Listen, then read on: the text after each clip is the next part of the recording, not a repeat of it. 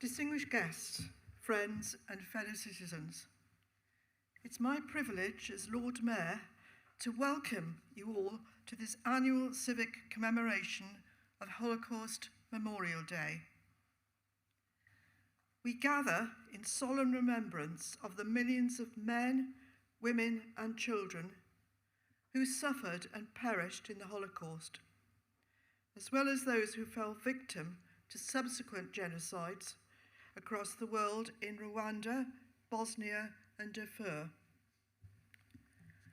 Holocaust Memorial Day serves as a powerful invitation for us to reflect not only on the lives that were lost, but also on the individual stories and testimonies that shine a light on the devastating consequences of unchecked hatred. By exploring personal narratives and creative responses, whether through poetry, art, candle lighting, or community dialogue, we make remembrance an active and meaningful part of our lives. Education and awareness rooted in the real experiences of individuals empower each of us not only to remember, but also to challenge hatred and foster inclusion. This year, our thoughts are especially with those who suffered during the Holodomor in Ukraine, a devastating famine that claimed millions of lives. We remember all communities who have endured persecution and atrocity, and we reaffirm our commitment to stand against hatred in all its forms. I would like to thank everybody who has joined us today, especially our distinguished guest, representatives from across the city, and the Vice Lord Lieutenant representing Her Majesty the King, His Majesty the King. Your presence today is a testament to our united resolve to remember, to educate, and to build a more compassionate future. Thank you for being part of this vital act of remembrance. Let us remember those who were lost, extend our support to survivors, and commit to preserving their stories. As is our tradition, we will light a candle of remembrance, a lasting symbol of hope and reflection. This gesture brings us together to commemorate the departed and recognise the resilience of those who endured. I now invite everyone to share in a moment of quiet reflection as the candle is lit. Let us begin the lighting ceremony. I will come down into the well of the chamber.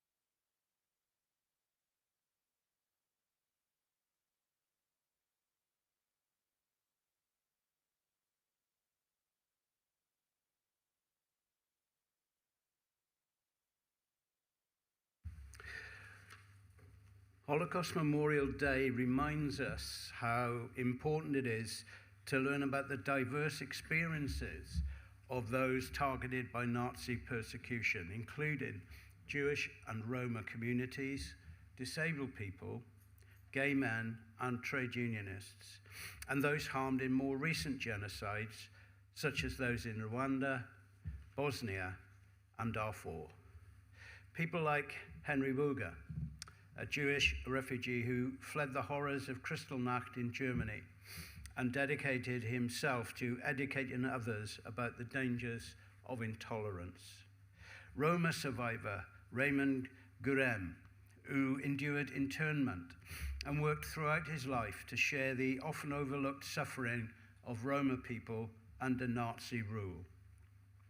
Pierre Seal, who was imprisoned and brutally tortured by the Nazis for being gay at the age of 17.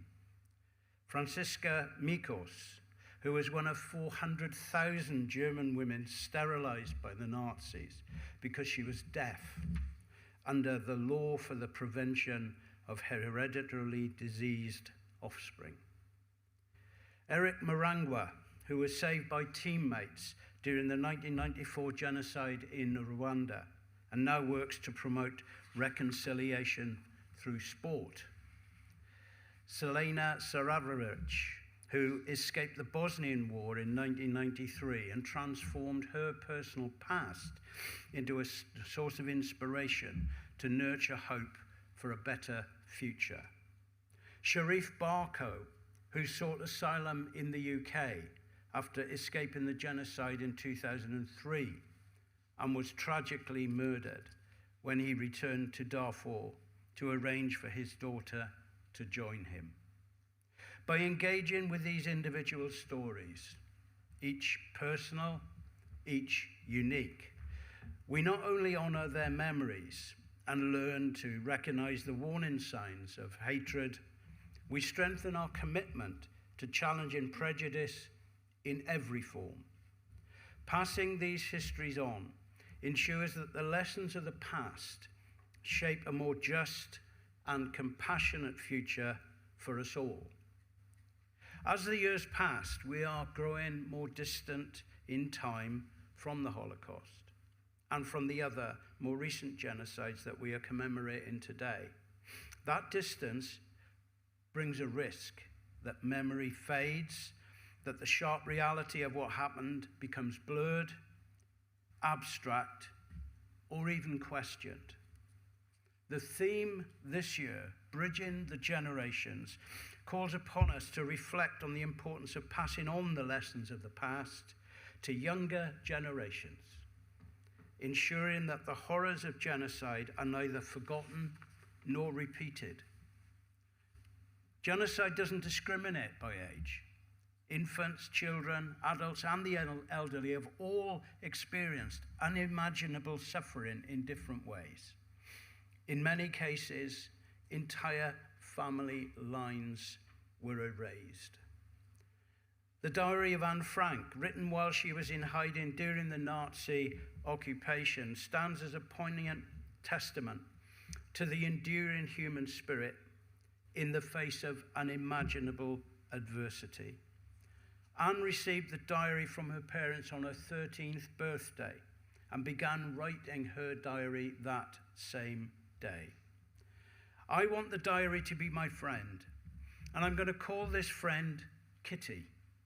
When I write, I can shake off all my cares.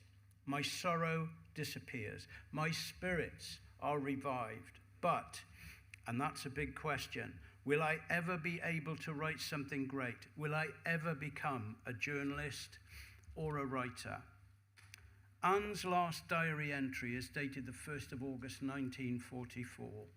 3 days later, on the 4th of August, Anne and her family were discovered and arrested. Anne and her sister Margot were taken to Bergen-Belsen concentration camp near Hanover in Germany, where they both died of typhus a few weeks before the camp was liberated on the 15th of April 1945. Anne's diary has been read by millions of people around the world, and has been translated into 70 languages. Her words continue to resonate across generations, reminding us of the innocent lives lost and the importance of standing up against discrimination and hatred in all its forms. As we light our candle of remembrance this year, let us truly honour these lives by pledging to carry their stories forward, using them to inspire kindness and justice within our own communities.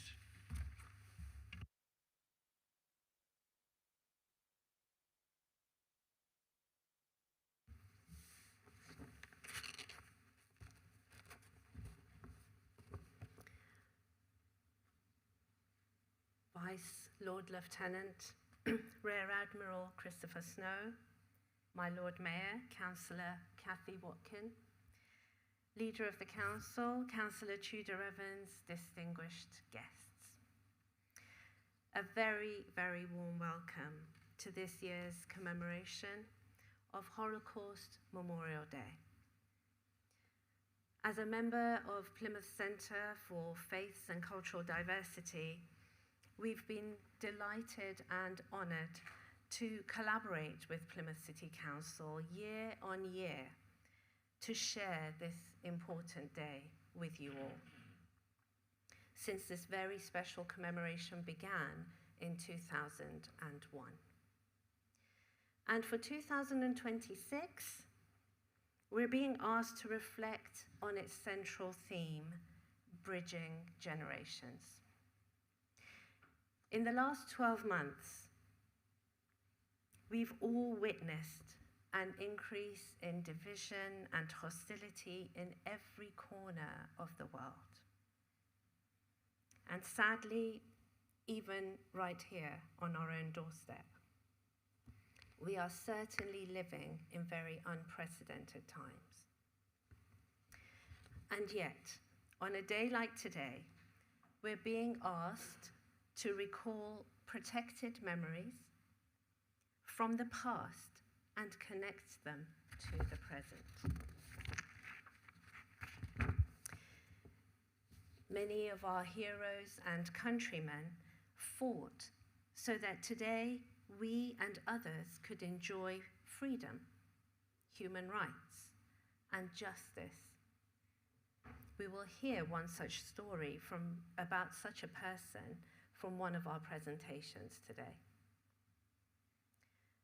But for the many victims of genocide, quite often, there were no family members left to carry on their voice, their memory, or their legacy.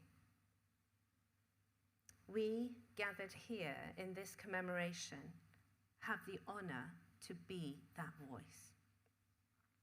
So today, we take time to honor each life lost. Today, we become their legacy. Today, we make a pledge to bridge generations, because Holocaust Memorial Day is a day for everyone. It's a day to remember that each human being is created noble. It's a day to remember that we were all born equal.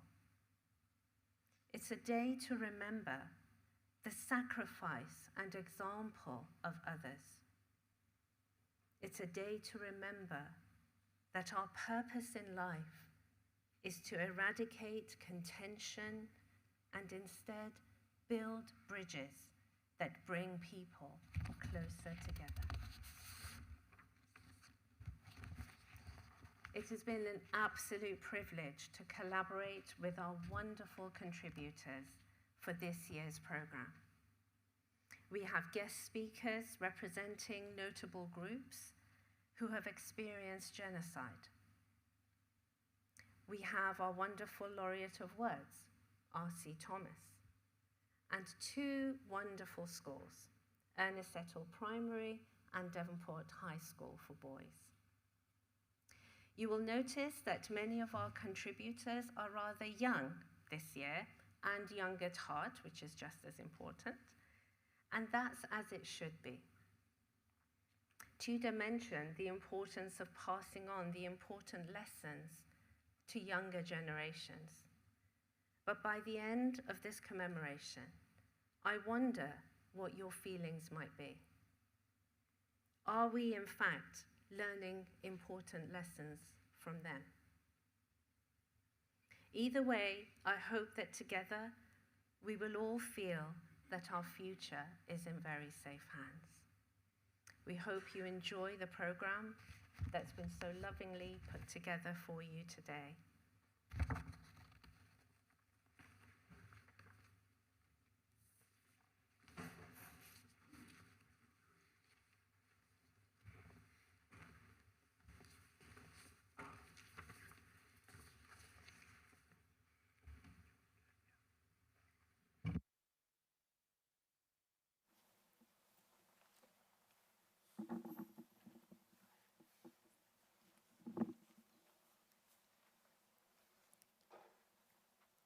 Ladies and gentlemen, Ukraine is a country with a history that reaches back more than 7,000 years.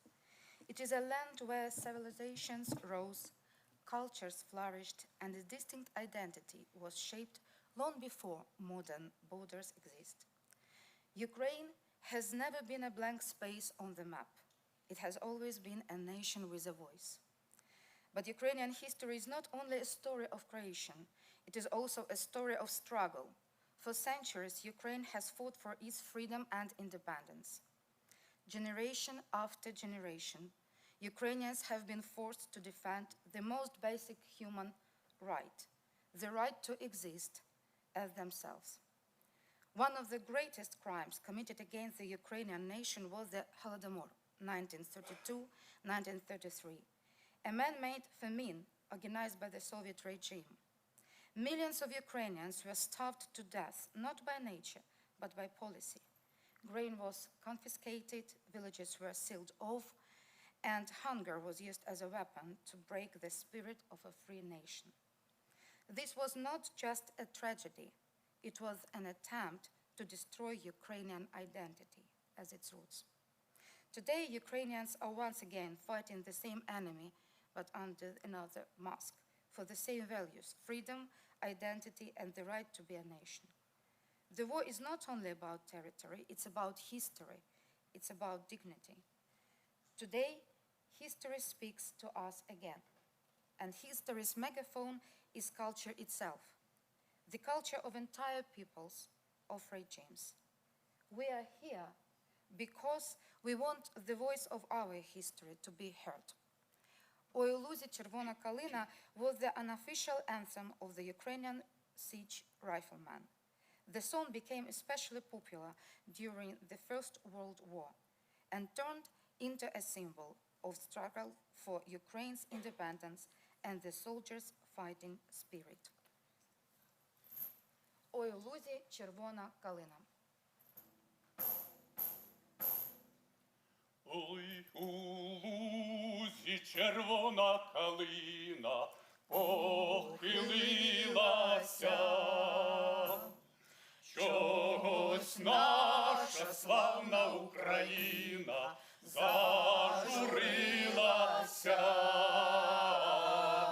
а ми тую червону калину підіймемо, а ми нашу славну Україну розвеселимо, а ми тую червону калину підіймемо, а ми нашу славну Україну розвеселимо. Ой, у полі ярої пшениці золотистий лан розпочали браття українці з ворогами там. А ми тую червону калину підіймемо, а ми нашу славну Україну розвеселимо. А ми тую червону калину підіймемо, а ми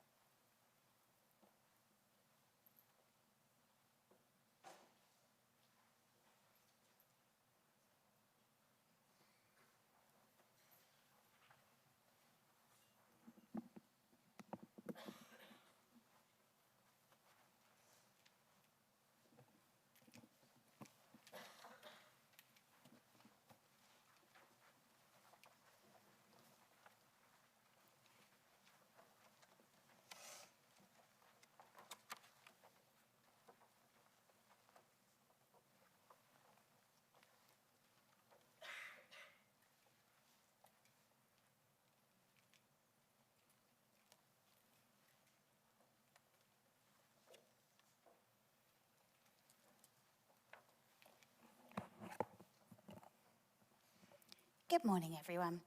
We are Ernest Settle Community School, and we are a diverse and all-inclusive primary school based in our city. This year, Year 6 and their families were asked to take part in a home learning task, and that was to build some peace bridges that symbolise a better life and a world in which lessons have been made. We asked for the families to work together to build these bridges, along with the theme for Holocaust Memorial Day this year, in the hope that during the building of these bridges, they would have conversations that would last their lifetime, to ensure that our young people of today continue to take those lessons with them and to pass on those lessons to their future generations. After we made our bridges, which are on display for you today, we got together and we decided to write a poem about peace and bridges, and the children are here today to perform for you.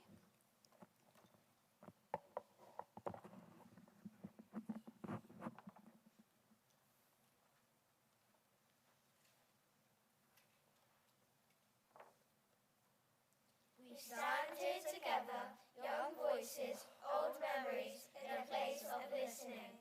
We remember the people who were hurt, The people who were lost, the people's names who we still say in our hearts. we remember. Long ago, hate tried to build walls. Walls of fear, Walls of silence. walls that kept people apart. And Walls can hurt. Today we bring something different. We bring bridges. Peace bridges. Bridges Made of hands and hope and promise. A bridge says, you're not alone. A bridge says, I will walk towards you. A bridge says, we choose kindness. We cannot change the past. But we can change what we carry forward. We carry respect. We carry courage. We carry peace. We promise to remember, we promise to care, we promise to build bridges, not walls, from memories to hope, we build a bridge of peace.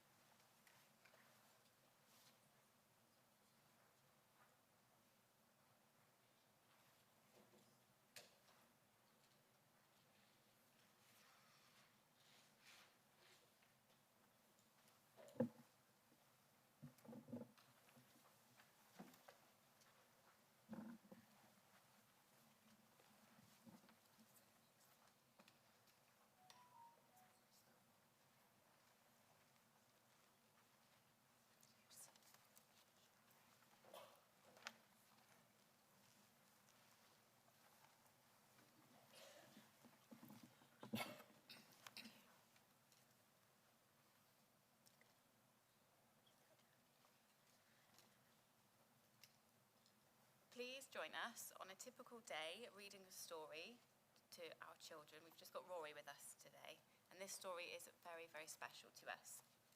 Long ago, in a time where the world had forgotten to be kind, there lived a young girl named Masha. Masha lived with her family in a crowded place where many people were forced to stay very close together. They dreamed of open skies and quiet streets, but those dreams had to wait. The grown-ups whispered more than they talked, doors were watched, fear moved through the air like smoke you could not see, but you could always feel. But still, inside Masha's home, there was love. There were stories told at night, songs sung softly, and warm hands that held hers when the world outside felt too big and too scary. Her family taught her who she was, where she came from, what mattered most, and how to keep going even when things were hard. You are stronger than you know, her mama told her. You carry a spark, her papa said. A spark cannot be destroyed, her grandmother whispered as she kissed Masha's head. Masha believed them, and then one night, everything changed. A A family friend came when the moon was high and the streets were quiet. His face looked pale and his voice shook even when he tried to keep it calm. They're going to burn the ghetto, he warned, and you must run tonight. There was no time to ask questions, no time to understand everything, only time to choose. Masha was sent away with some of her family. There were rushed hugs and tears pressed into shoulders. Promises were made with eyes instead of words. Some of her family had to stay behind. Masha did not know then that she would never see them again. She only knew one thing: she had to move. So Masha ran through the streets that had once felt familiar, but now felt dangerous. She ran past fences that were built to keep people trapped, past shadows that made her heart beat fast. Her legs burned, her breath came quickly, but she did not stop. Behind her, the people she loved were taken away to a place of terrible darkness, where many lives were lost and many names were never spoken again. Masha carried them with her. She carried their voices, she carried their love, she carried their memory. When the streets ended, the forest began. It was wide and quiet. Tall trees stretched up toward the sky, and the ground was uneven beneath her feet. During the day, the birds watched from above. At night, the cold crept in. Sometimes Masha wanted to cry. She felt scared. Sometimes she wanted to curl up and rest. Sometimes she wondered if the spark inside her was growing smaller. But every morning, Masha stood up again. She wrapped herself in courage and took another step. She walked through the forest and beyond, day after day. She hid, she trusted. Leaves crunched beneath her feet. Branches scratched her skin. Rain soaked her clothes, but still she moved forward, step by step, breath by breath, hope by hope. The forest tested her, but it did not break her. After many, many long days, where her strength was almost gone, Masha reached the country Italy. There was no shouting or fear. She heard gentle voices and had helping hands. For the first time in a long time, Masha could breathe. She was safe, but she was not the same. Masha had lost so much. Her heart carried sadness too heavy for words, but it also carried something new: survival. And she learned that survival was its own kind of bravery. From Italy, Masha was sent to Israel, a land where she could finally live without being chased. There, a girl who ran through the forest grew into a woman who chose life. She met a man named Yosef, who understood both loss and hope. Together, they built a family, not because the world had been gentle, but because they believed in love and tomorrow. Masha never forgot the forest. She never forgot the people she lost. She never forgot the night that she ran. But she also never forgot that she survived. Years passed, children were born, then grandchildren, then great-grandchildren like you, Rory. Stories were shared, not all at once, not always with words, but through names, traditions, and strength passed from one heart to another. Her name lived on. And today, when your Safta, your mummy, and your sister Gaia carry the name Masha within their name, they carry more than just the name. They carry a spark that once walked through fire and forest. They carry courage, memory, and love. Because even when the world tries to destroy light, a spark can still walk through the forest.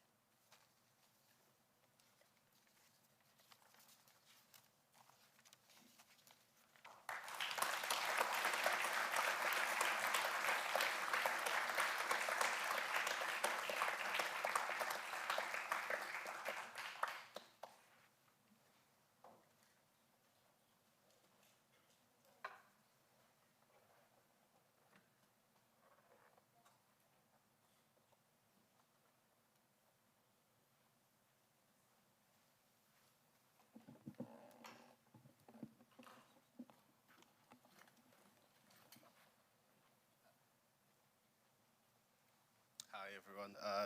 So I've written a poem. It's about hope and loss. I went to the pub your grandmother used to own, the one your family no longer visited because of the pain. I felt it too, but mine was shaped by the memory of you. This was something we once shared. I ordered a Guinness, Eric, a non-alcoholic one. He's telling me about his placement, a hotel in Oxford. He shows me photos on his phone of a dinosaur skeleton, something so ancient and impossible. I look at him, a man who buried his family to cross borders, and I think what it means to still want to see a dinosaur, to still want to be amazed. There's something holy in that, isn't there? The audacity of wonder. Afterwards, I walk to my sister's, half tipsy, half floating. She opens the doors and says, "Marge died today." "Marge? Who?" "From The Simpsons." "You mean the voice actor?" "No," she says, "the character." And I think, this is what peace looks like, to mourn someone who never existed. A refugee from Rwanda who has seen what no one should see, now grieving a cartoon mum with blue hair. And I felt it too, this strange comfort, the universe wrapping its arms around us and saying, "You made it here," to this absurd, gentle moment. And I thought about my brother's kids, and my sisters too, the way they run into my arms without asking what I do for a living. They don't need me to be successful or interesting or cool, just there, just me. And I wonder, how could I ever repay them both for giving me the gift of being loved so freely? Later, I sit in silence and realize, if you're desperate and you can articulate it, there are people who listen. I've met the women who hold stories like warm water. How lucky are you to live such a life?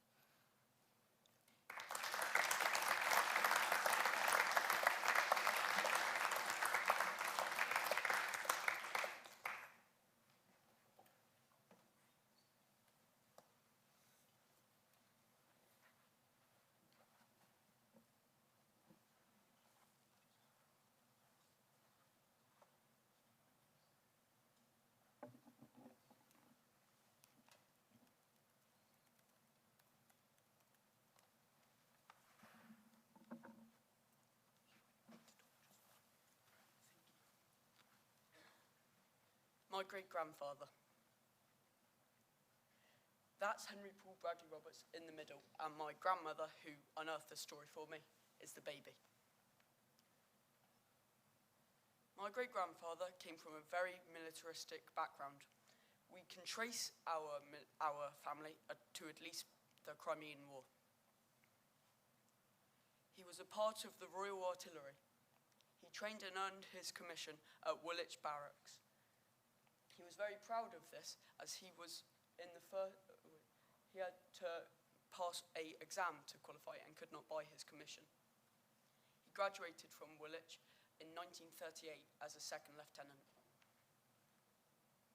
When World War II broke out, he was still a second lieutenant and sent to northern France with the British Expeditionary Force.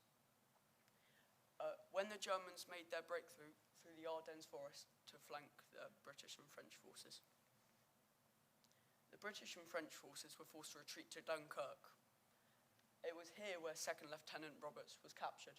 As many forces retreated back to Britain through the English Channel, his commanding officer told him to stay and hold the beach for as long as possible so others could stay and get away to safe. He and the rest of the artillery held off the Germans for as long as possible. His commander asked him and a few of his friends to run off and sabotage German lines so they could buy more time. He was then captured 2 weeks later. Little is known about his time in various camps. He never talked about it to my grandmother. However, we do know that he escaped 2 or 3 times and was sent to 2 or 3 separate camps. Unlike the Germans, the British were taught as soon as they got captured, they had to try and break out. So he broke out from his first camp and was on the run for a couple of weeks before finally being spotted and captured by the Hitler Youth. He was taken to a different POW camp, potentially a higher security one. However, he did not let that stop him, and he escaped again, this time being shot through the ankle. Some of the people he was breaking out with, their plan did work, and they got to go back and fight another day. Once again, he escaped, and we don't know much about this one because he never told my grandmother anything. In the winter of 1945, the Nazis forced 257,000 Allied prisoners to march across Germany from the advancing Soviets. The winter that year was one of the coldest on records, and the blizzard caused so many British and caused so many POWs to die. Eventually, they met advancing American and British soldiers who, after a brutal battle, freed them. The Allies eventually won the war. He was sent back home where he had next to no fat on him. Sadly, this was a recurring theme, and not just POWs, but many people all across Europe, like Jews and people in concentration camps, suffered the same. Thankfully, the Americans liberated him and the rest of the people in the Death March after a vigorous battle, but it was not without consequence. He didn't fit into most of his clothes when he returned home. During his time in the various camps, he managed to smuggle a diary in, which he recorded at the time of the camps. As to avoid detection, he writ all his entries in Pitman's shorthand. On the next slide are some diary entries he wrote.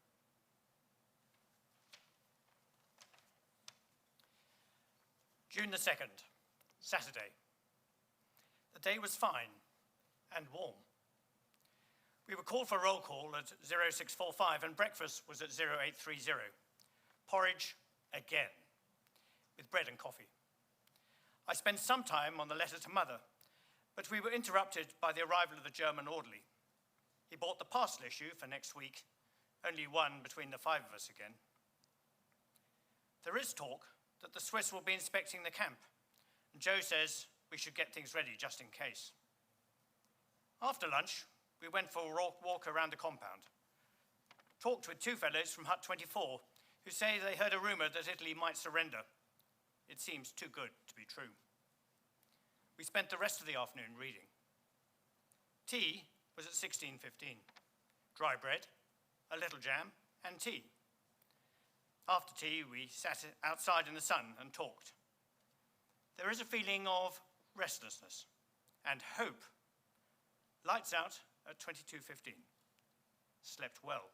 Woke once at 23:30.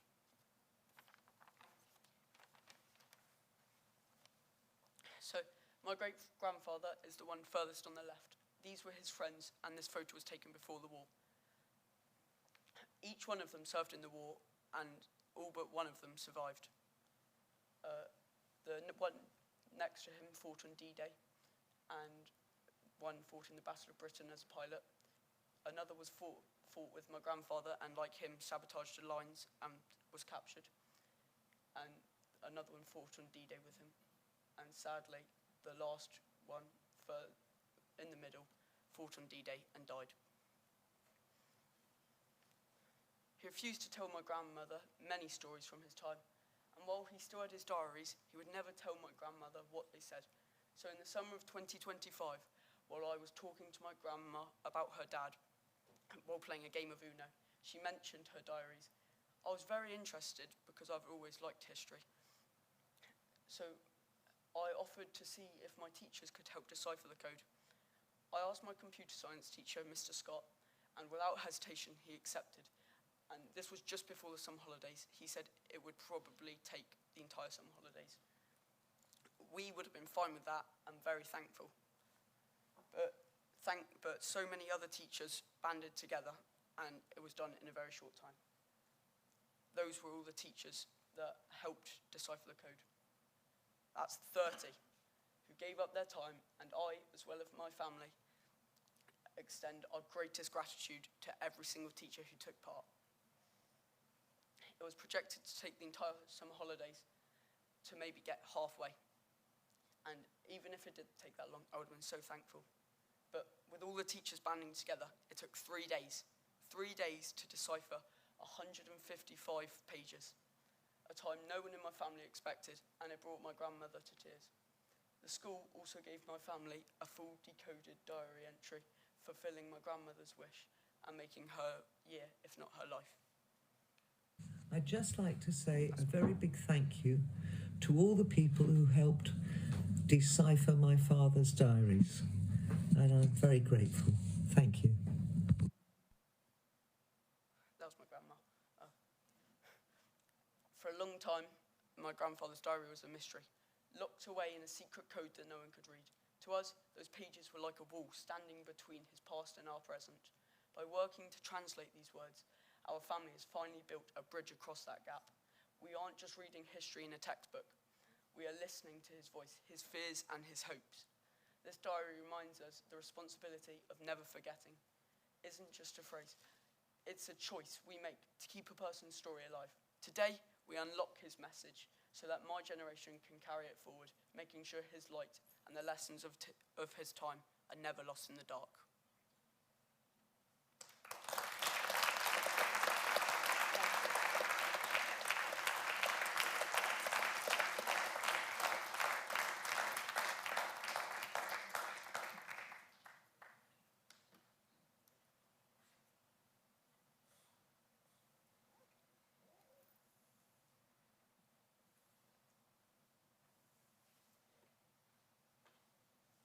Hi everyone, my name is Azza Gassim.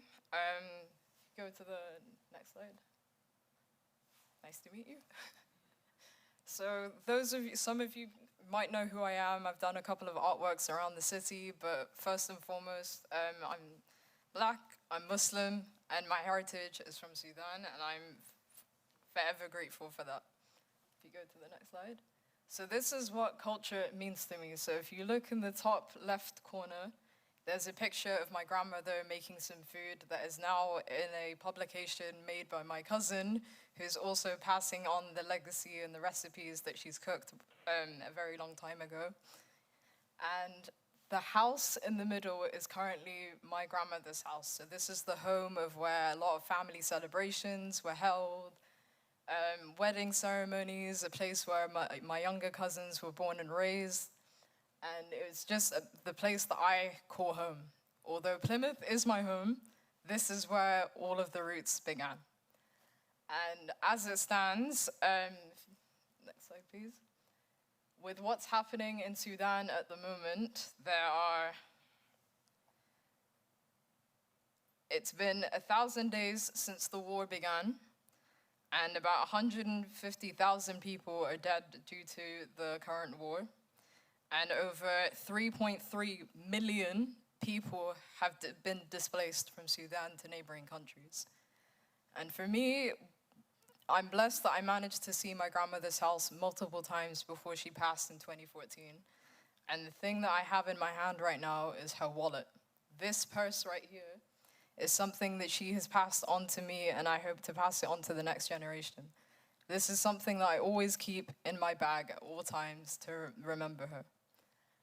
And with the creativity that I've built up and have been inspired by over the last couple of years, I've been able to do multiple different artworks across the city, as well as, most importantly, I have worked on a project with the British Museum.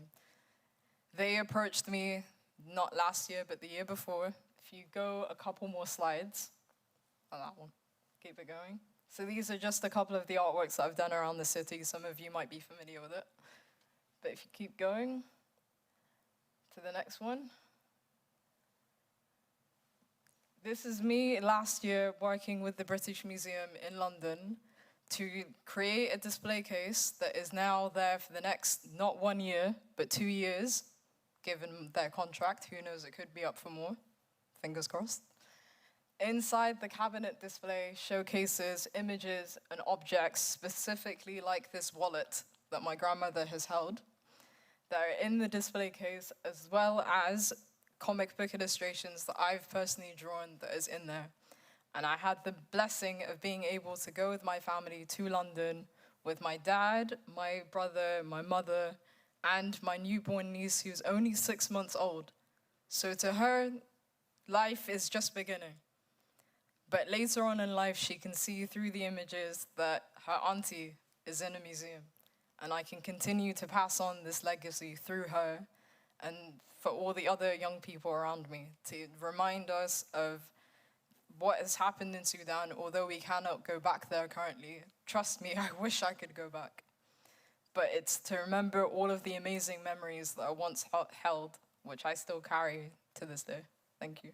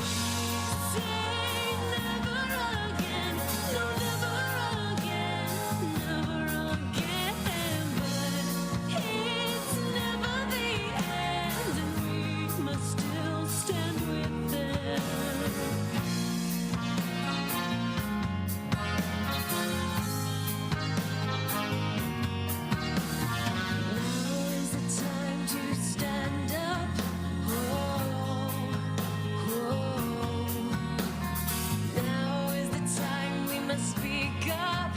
Whoa, whoa. We are chosen to be the voice for the ones who have no choice. We are chosen to be their voice. And we say never again, no, never again, never again. But it's never the end, and we must still stand with them. We say never again, no, never again, never again. But it's never the end, and we must still stand with them.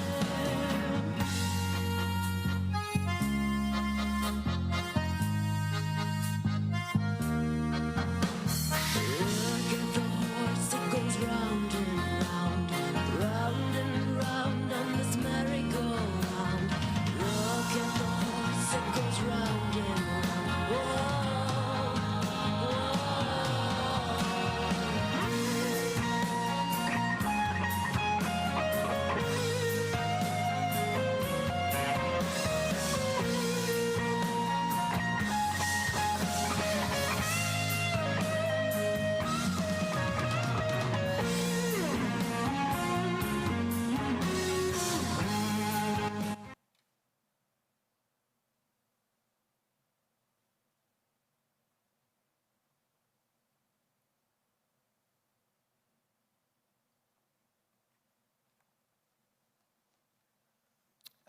Good morning, everybody. My name's R.C. Thomas. I'm Plymouth's Laureate of Words for 2025 to 2027.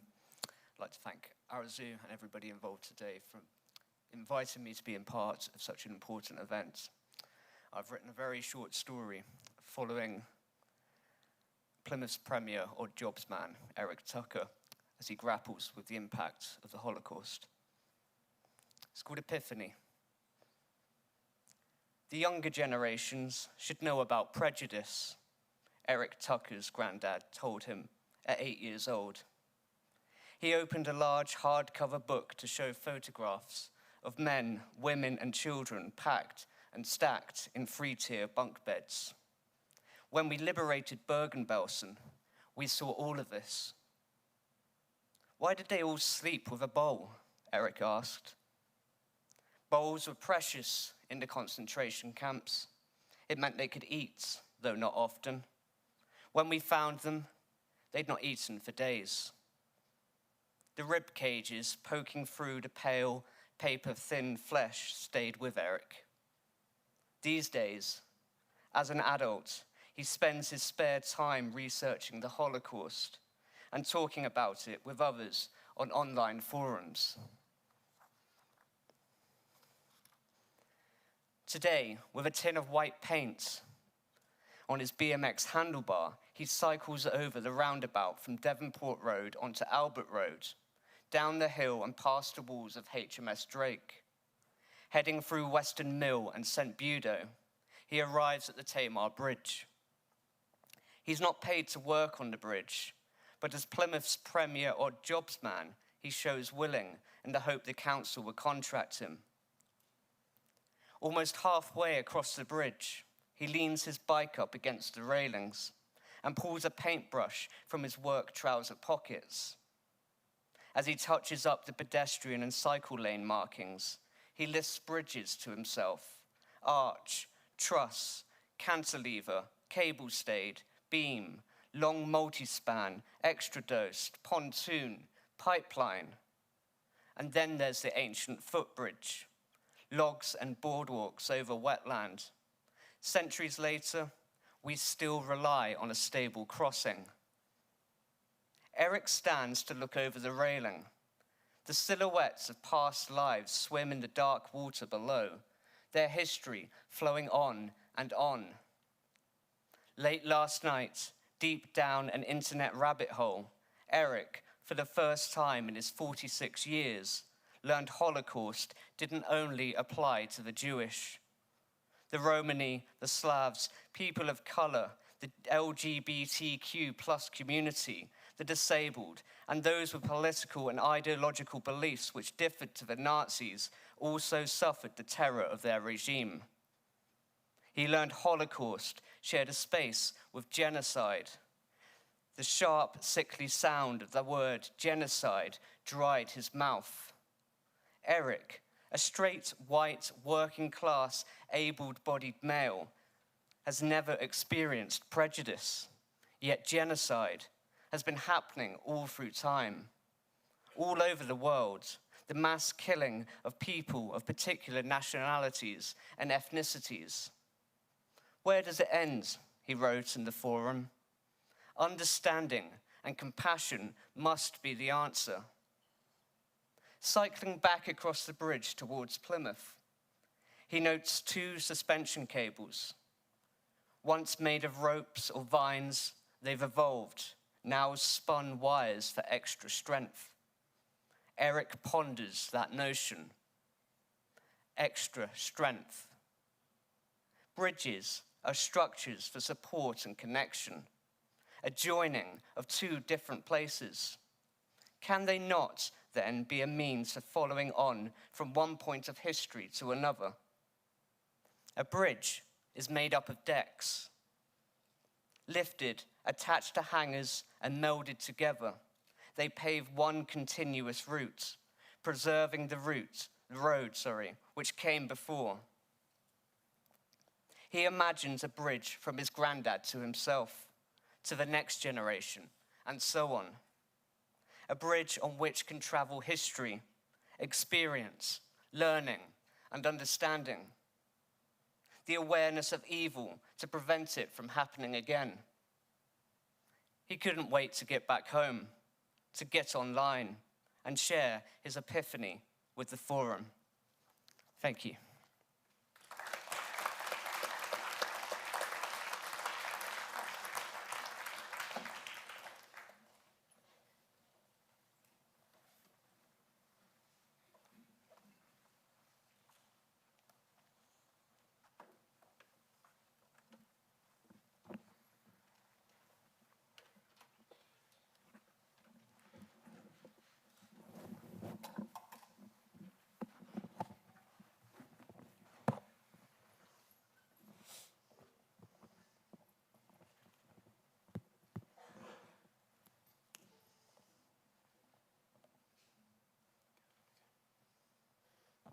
Can you imagine? Hundreds of bodies are dead, scattered, tattered like their lives never mattered, killed for simply being who they are. The killers even lowering the bar so far that they would have tried to suppress the martyrs. Children's mothers and fathers, gas shot and slaughtered in cages of steel and bars, breaking families' hearts. Can't imagine the anguish victims felt before they died, before the freeing of survivors in 1945. We say sorry to over 6 million Jewish that died. We will always remember your names, who were trodden in the dirt, whipped, beaten and hurt, and bullied till they went insane. And nobody was gonna help because the power and wealth that the colonies of Nazis would have felt. And we will always remember your name. Take it back to where persecution began. 1933 January, life began to be scary. Discrimination, the Jews across the nation would brew. They'd be banned from their jobs with Nazi gangs and mobs, destroying homes and synagogues they would demolish. In 1938, this is when the Jewish hate accelerated. Then 2 years later happened 1941, the Babi Yar massacre begun. It was in a ravine in the Ukrainian capital where the Nazis began to make their authority emphatical and radical. From that day forward, when Jewish babies were born, they'd be ridiculed till dawn. No brains, no brawn to call them. Then the war. Everybody would discriminate until Hitler ordered destruction of the Jewish race.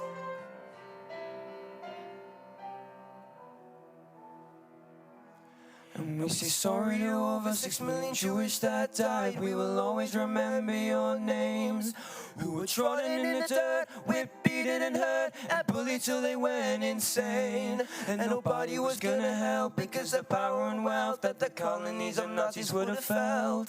And we will always remember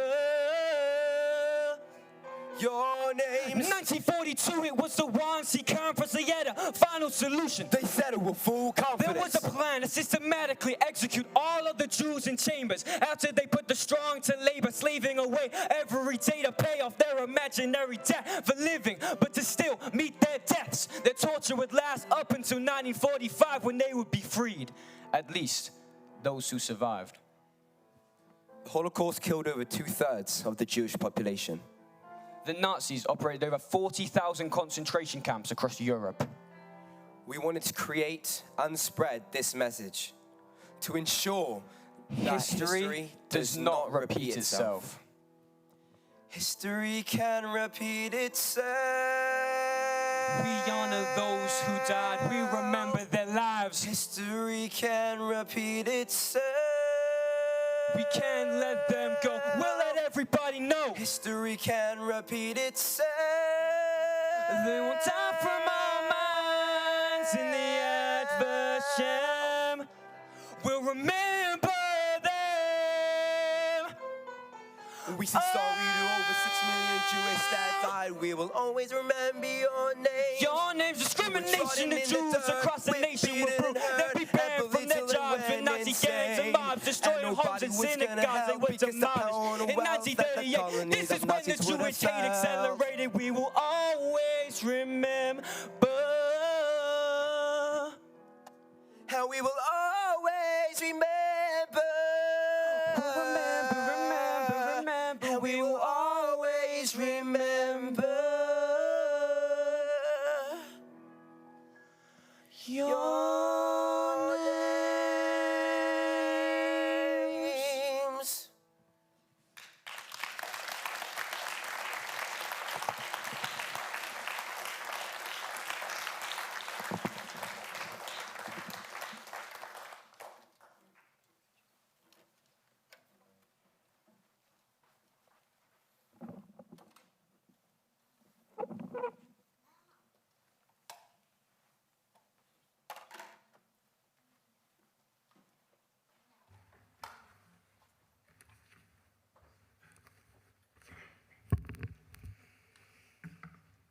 Wow.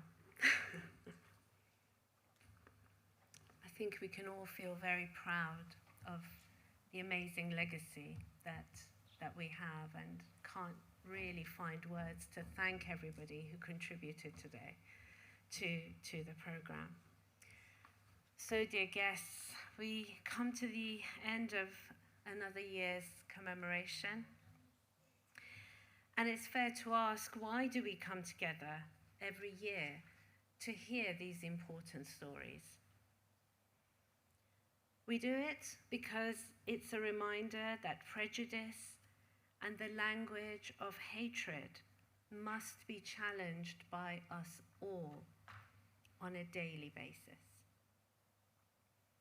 Reflecting on this year's theme, Building Generations, we're reminded that the responsibility of remembrance doesn't end with the survivors, as has been beautifully portrayed today.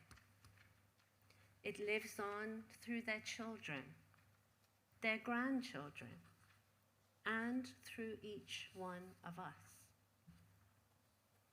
So as we navigate through 2026, let us be encouraged to engage actively with the past, to listen, to learn, to carry lessons forward, so that perhaps we may be enabled to build a bridge between memory and action, between history and hope for the future.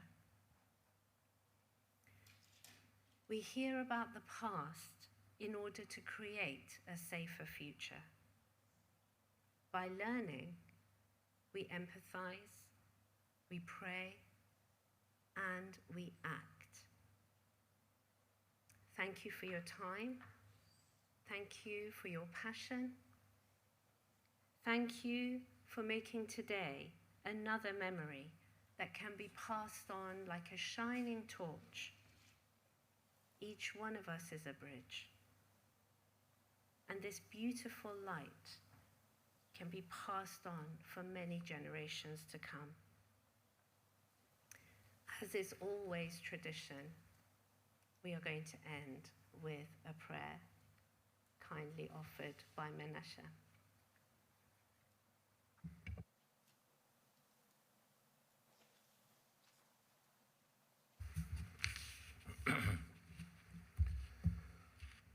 אל מלא רחמים,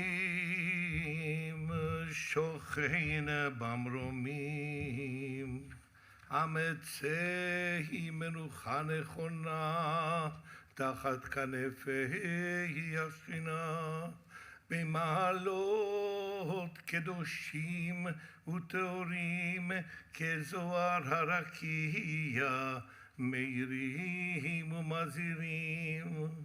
לנשמות אחינו בני ישראל הקדושים והטהורים שנהרגו בידי הרוצחים ודמם נשפך באושוויץ, מיידנק וטרבלינקה ובשאר מחנות ההשמד באירופה שנהרגו ונשרפו ונשחטו ונקברו חיים בכל מיתות משונות ואכזריות על קדושת השם בעבור שהנו בניהם ובנותיהם, אחיהם ואחיותיהם נודרים צדקה בעד הזכרת נשמותיהם בגני עדן תהי מנוחתם, ולכן בעל הרחמים יסתירם בסתר כנפיו לעולמים, ויצרור בצרור החיים את נשמתם. אדוני הוא נחלתם, וינוחו בשלום על משכבם, ונאמר Amen. There is another part of hope for a better life. It's Psalms 121. אשא עיני אל ההרים, מאין יבוא עזרי. עזרי מעם אדוני, עושה שמיים וארץ. אל ייתן למות רגלך, ואל ינום שומרך. והנה לא ינום ולא ישן שומר ישראל. אדוני שומרך, אדוני צילך על יד ימינך, יומם השמש לא יכבה וירח בלילה. אדוני ישמורך מכל רע, ישמור את נפשך. אדוני ישמור צאתך ובואך מעתה ועד עולם. אמן.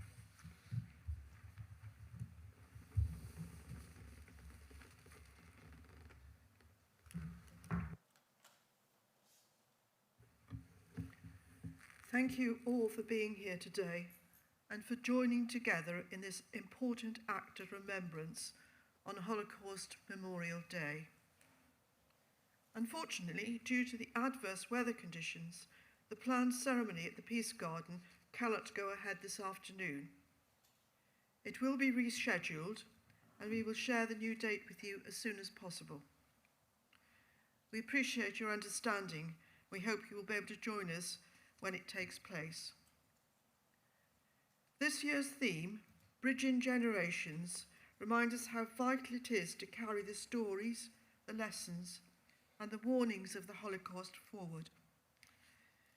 As the number of survivors able to share their experiences grows smaller, our responsibility to listen, to learn and to pass on their testimony becomes even more important.